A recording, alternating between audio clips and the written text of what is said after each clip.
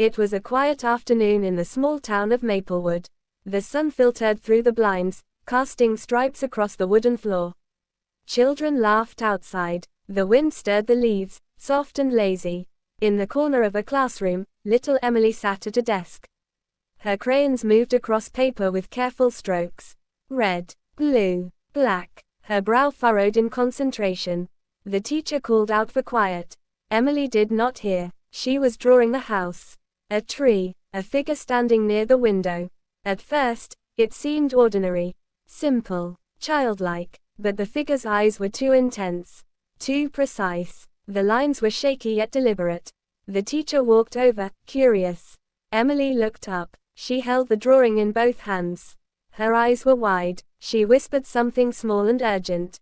"I saw him." The teacher frowned. Saw who? Emily could not explain. She pointed to the figure in the drawing.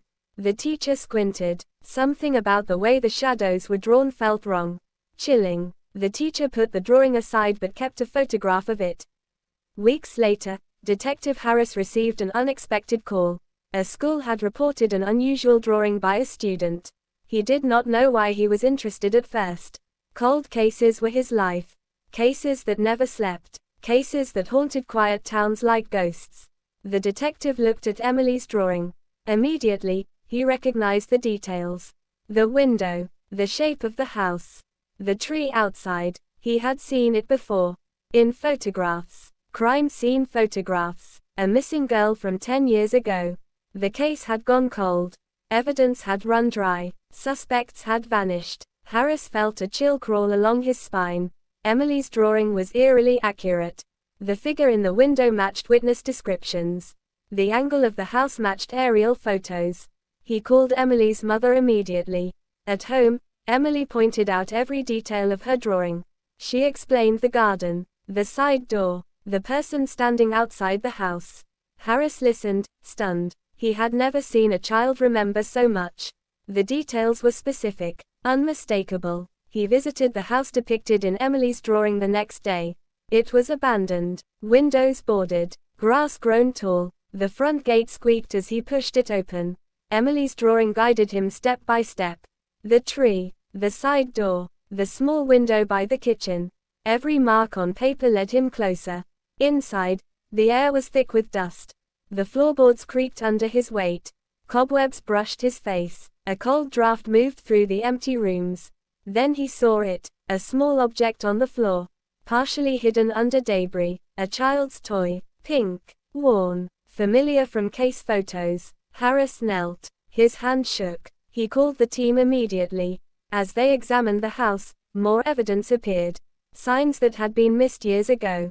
Footprints, marks on the walls, items left behind. Everything aligned perfectly with Emily's memory. The room she had drawn was exactly as she had shown. The figure outside the window matched the person identified in the original case files.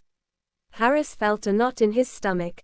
The realization hit him. A child's memory, a simple drawing, had broken the silence of 10 years.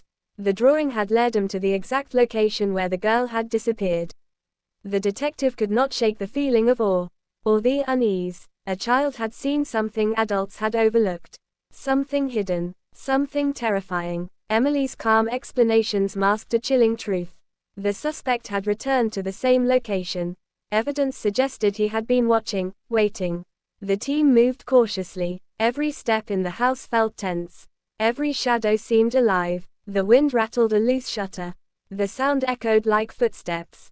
Detective Harris paused. The house was silent. The air thickened. A figure emerged from behind a doorway. It moved slowly, watching, calculating. Harris gripped his weapon. The figure stepped forward. A man, older. The suspect. He froze. Recognition hit his face. He knew the drawing had betrayed him. He had underestimated a child's eyes. The room felt colder. The shadows seemed to stretch toward him. Emily's drawing had captured more than shapes. It had captured truth, and that truth had led the detective straight to him. The suspect raised his hands. The police moved in. He did not resist. His expression was hollow, empty. Years of hiding, undone by crayons and paper. Harris could barely process it. The cold case was finally ending. Thanks to a child. Thanks to a drawing that remembered everything adults had forgotten. The wind outside picked up. Rain tapped against the windows. Emily's mother hugged her tightly. The detective looked back at the drawing one last time. Every line, every detail, mattered. It was simple, yet profound. A child's perspective had shattered the silence of a decade, and revealed horrors that had been hidden in plain sight. The town exhaled collectively. Justice had returned, but the memory of the drawing haunted Harris. Every time he closed his eyes, he saw it. The figure in the window. Watching, waiting, and he realized that sometimes the smallest voices carry the heaviest truths. The house was silent now, but it would never forget. Nor would he. The suspect was in custody, but the house still held secrets. Detective Harris lingered in the doorway, scanning every shadow. The air smelled of dust and decay. It was heavy, thick. Every corner seemed to hum with silent memories. He moved carefully across the creaking floorboards, one step at a time. His flashlight cut through the darkness. The beam danced over walls. Old wallpaper peeled like shedding skin. Cobwebs clung to the ceiling. Every movement echoed. The suspect sat handcuffed in the corner, silent, eyes darting. Harris wondered what else had been hidden here for so long. The floorboards creaked again, but this time beneath his own feet. A faint noise, like scratching, came from under a loose floorboard. Harris froze. The flashlight illuminated the tiny crack. Something shifted. Small, metallic. He knelt and pried the board open. Inside lay a box. Old, rusting at the corners. Harris opened it carefully. Inside were photographs, documents, letters, evidence from the original missing girl case. The suspect had left them here intentionally. Or perhaps he had forgotten. Harris's stomach turned. The documents told stories that were worse than he had imagined. Abuse, threats, manipulation, all the things that had kept the case cold. The girl's life replayed in fragments. Moments frozen in paper and ink. Harris could barely look at some of the photographs. They were too raw, too personal. The wind howled through the broken windows. Rain beat against the roof. Every sound seemed louder, sharper. He closed the box slowly. The suspect whispered something from the corner. Harris leaned closer. The words were soft, chilling. He told the truth about everything he had done. The detective's pen moved quickly, recording every confession.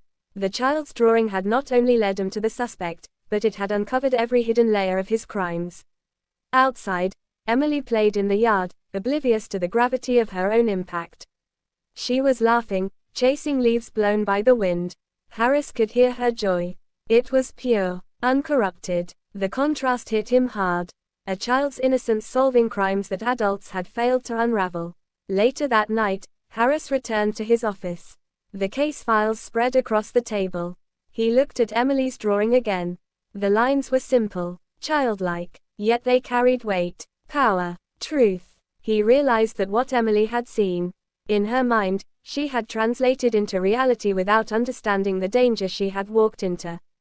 The house remained on his mind. The shadows, the empty rooms, the smell of dust and old metal. He could almost feel the presence of the missing girl there, watching, waiting, for someone to finally see. The suspect would face justice. But the images of that house, the silence between the creaking floorboards, lingered in Harris's mind. Days passed. Interviews, statements, court documents, all compiled with painstaking precision. Harris kept Emily's drawing framed in his office. A reminder of how fragile and powerful memory could be. How small voices could pierce through layers of silence. At night, he sometimes replayed the moments inside that abandoned house. The creaks, the whispers, the rustle of old papers. The fear that had not left him completely. Emily's insight had saved justice from being lost forever. Yet Harris could not shake a feeling.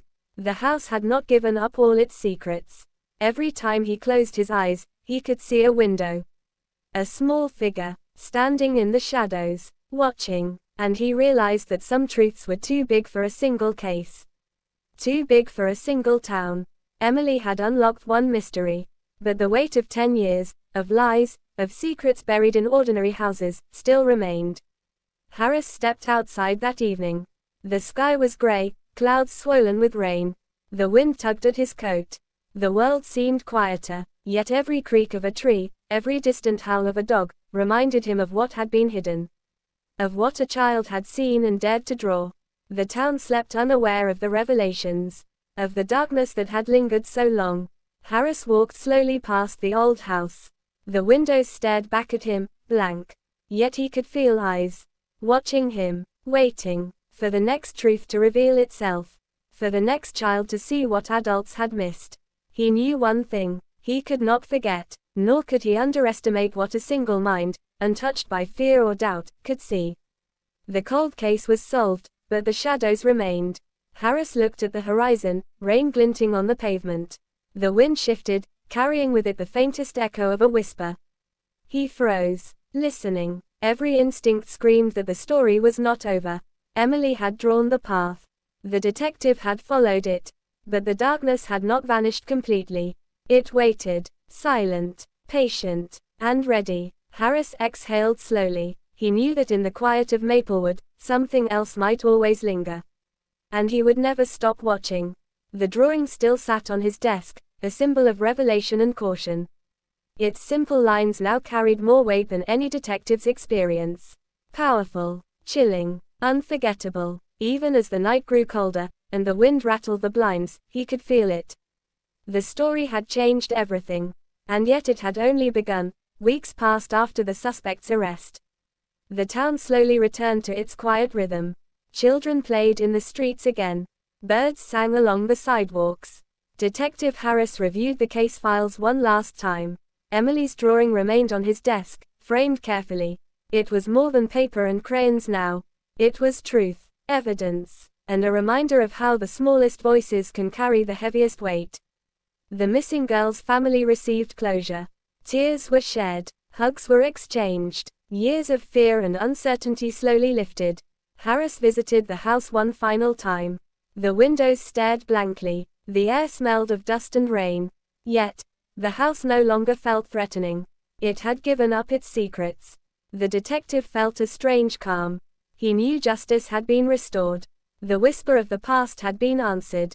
Emily, unaware of the gravity of her own actions, continued to draw. Her imagination, untouched, pure. Harris realized that sometimes hope comes from the most unexpected places. The drawing had solved a cold case, brought truth to light, and healed old wounds. And though shadows lingered in the corners of memory, the light of courage and innocence had triumphed. For Detective Harris, for the family, and for the town, life could move forward. And yet, the memory of that small, precise drawing would never fade.